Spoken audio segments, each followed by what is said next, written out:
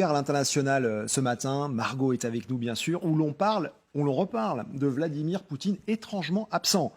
Pas au G20, pas à l'ONU.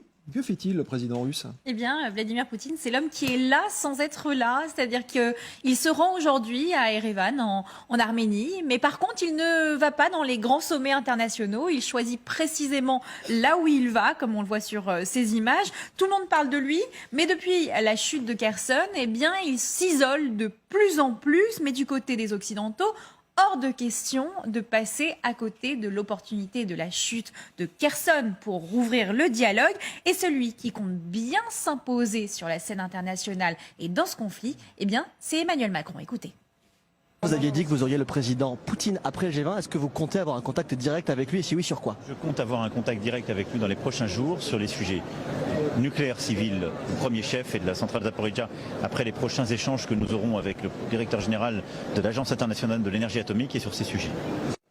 Un contact direct, la sémantique n'est pas anodine. Emmanuel Macron compte redevenir l'homme fort du côté occidental dans ce conflit, surtout que Boris Johnson est désormais hors jeu, le meilleur ami de Volodymyr Zelensky, et que les Américains s'occupent de leurs affaires politiques internes. Et donc, sur la scène des négociations, il y a une place à prendre du côté occidental, surtout que les médiateurs actuels sont loin de faire l'unanimité. Je parle bien entendu de Erdogan et de Mohamed Ben Salman. Le timing, alors pourquoi maintenant la question ce matin? Eh bien, le froid, Stéphane, l'hiver qui approche en Ukraine et qui est déjà là. Regardez sur ces images, il fait entre 0 et moins 2 degrés à Kiev. Et les frappes russes d'hier ont frappé 3 centrales nucléaires et elles ont été déconnectées du réseau électrique. L'approvisionnement en eau se fait également de plus en plus difficile.